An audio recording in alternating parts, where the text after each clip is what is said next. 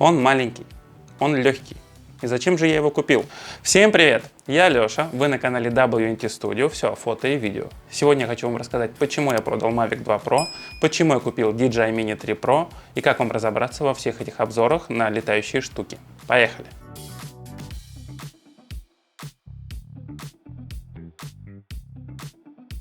Я не техноблогер, я не буду вам рассказывать про технические характеристики.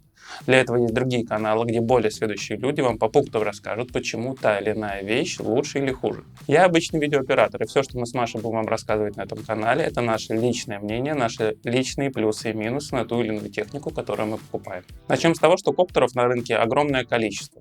Компаний, которые их выпускают, чуть-чуть меньше.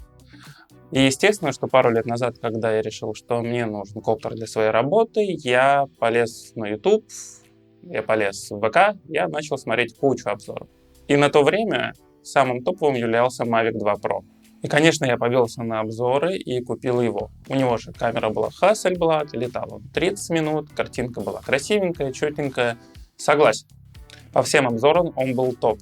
И когда я его купил, я столкнулся с тем, что по обзорам было непонятно или рассказано вскользь. Например, о том, что его долго собирать. А еще он шумный. А еще его надо перевозить в отдельной сумке. И самое проблемное о том, что не рассказывают, его очень долго собирать. Обычно на это уходило около 5 минут, а иногда даже дольше. Потому что если вы не проверили, обновлена ли программа или прошивка коптера дома, то вы этим начинаете заниматься на съемке. Без этого он не взлетал. И, в общем, когда у вас на съемке надо снять всего лишь небольшой кадр для заказчика, где, например, толпа людей машет вам ручками в камеру, наверх, стоя в буквах логотипа, или просто кучкой, все стоят и ждут, пока вы запустите коптер. А представьте, что вам его еще надо обновлять. И вы сидите и ждете минут 10 и 15, потому что не всегда у вас есть 4G интернет на телефоне, и с 3G это занимает минут 20. Поэтому пару месяцев назад я продал Mavic 2 Pro и купил его, DJI Mini 3 Pro. Он шел сразу с пультом, с экраном. И это первый критерий, почему я смотрел именно на этот коптер. Потому что я убрал из связки телефон. Это была огромной проблемой подключения, обновления. И еще на телефон на ваш могут звонить, когда вы летаете.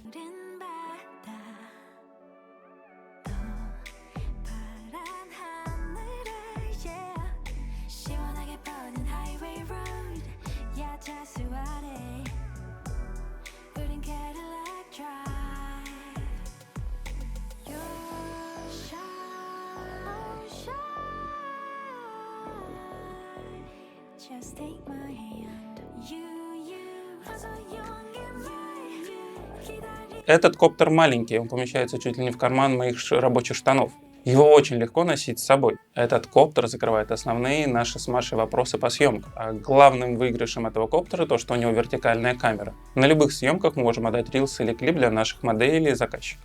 А теперь поговорим, почему так сложно выбрать коптер по обзорам. Большинство обзоров это либо рекламные, либо проплаченные. И основная их идея — продать то, что подороже, и продать этого в большем количестве. И тут начинается сравнение всех технических характеристик: дальности полета, камер, матриц и шума. Сразу хочу сказать, что этот обзор не оплачен ни DJI, ни любым другим магазином. Это только мое личное мнение. Да, у DJI Mini 3 Pro маленькая батарейка. Полеты всего 25-28 минут. При сильном ветре 25. Но если вам нужны долгие и длинные полеты, закажите коптерщика. Лучше пусть это будет отдельный человек, который будет следить за съемкой с воздуха. Полеты на 3, 5 и 8 километров вам тоже ни к чему, потому что обычно мы на съемке отлетаем максимум на 100, 300, 500 метров. И как бы на обзорах не говорили, что пульт не пробивает километра, вам это не нужно. Потому что дистанции 100 и высоты 20-30 метров вполне себе достаточно. Сейчас вы можете видеть то, что мы снимали на локации. Тут дальность всего 30 метров и высота тоже 30. Как вы видите, этого вполне достаточно, чтобы снять красивый кадр.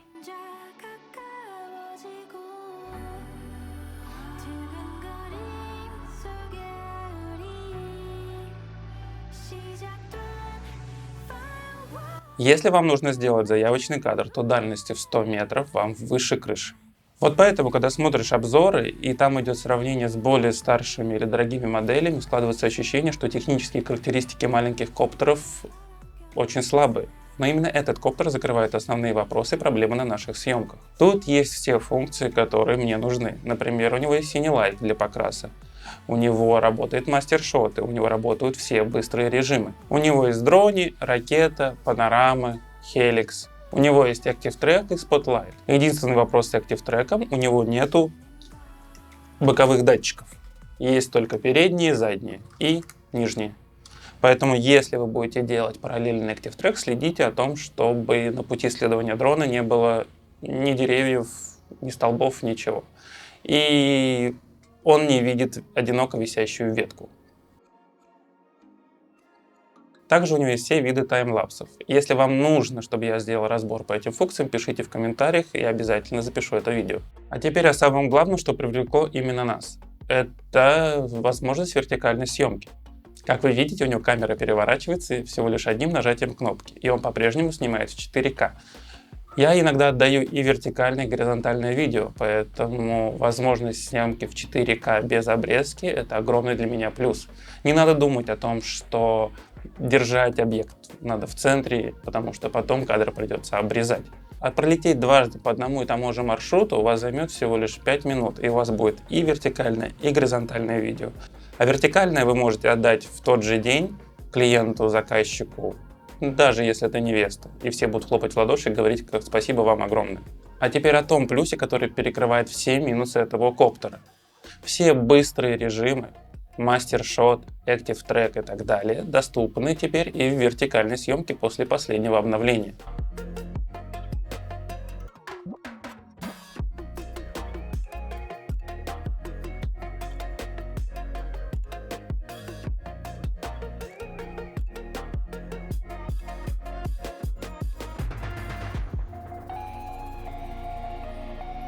А еще его камера поднимается на 60 градусов вверх. Это дает вам больше возможностей для интересных кадров. А сейчас я хочу поговорить вам о том, как вам смотреть обзоры и какие технические характеристики подойдут именно вам. Например, говорят, что у DJI Mini 3 Pro слишком маленькая матрица. Но, конечно же, мы все очень хотим, чтобы у нас была микро 4/3, как у Mavic 3. Конечно же, мы хотим полнокадровую матрицу на коптере за 100 тысяч рублей. Как вы думаете, вам нужно больше матрицы, больше света и больше глубины резкости на коптере, который снимает с дальности в 30 или в 40 метров? Конечно же нет, у вас и так будет в резкости все, что надо. Часто вы снимаете ночью, чтобы вам нужна была больше матрицы? Конечно же нет, обычно все мероприятия у вас проходят днем. Если вдруг вам нужна съемка ночью, то у этого коптера, например, диафрагма 1.7, что вполне себе достаточно для какого-нибудь легкого кадра ночью. И конечно же у этого коптера разрешение не 5.1, как у Mavic 3, а всего лишь 4К. Но давайте будем откровенны, мы с вами отдаем обычное видео в Full HD, и 4К вполне себе достаточно для более четкой картинки в вашем ролике. Он летает не со скоростью 70 км в час, как Mavic 3 или Mavic 2 Pro, а всего лишь 50 максимально.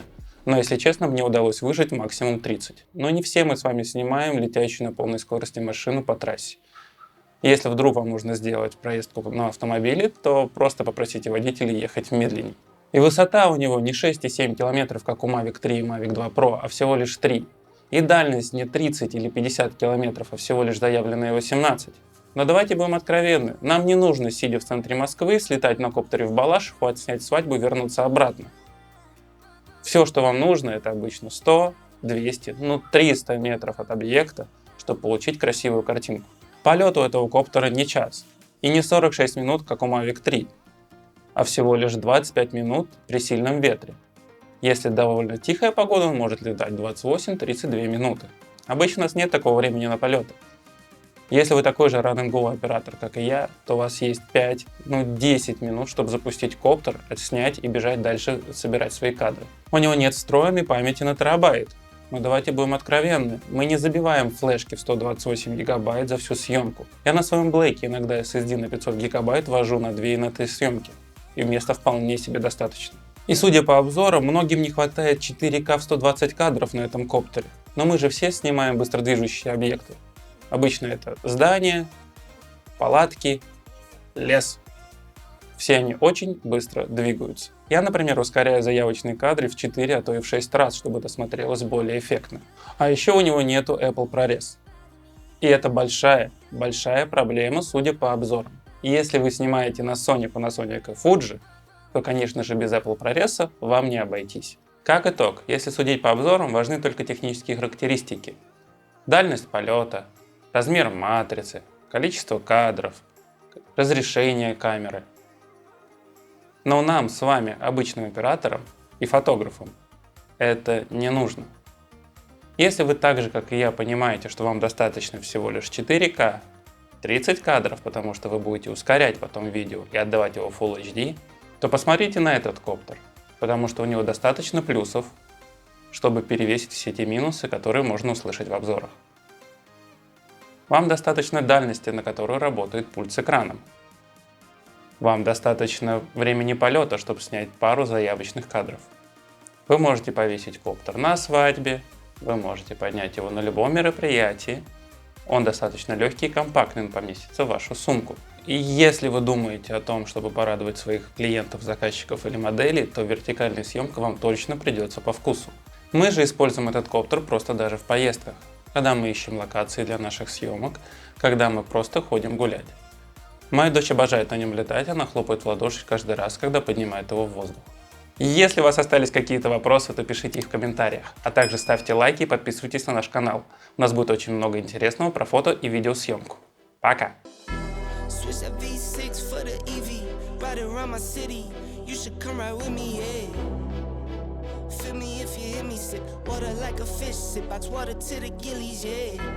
This a new wave, this a takeover. Do it for the future, time to get a world a makeover. Time never stops, no the timing is not. Time to clean up the block.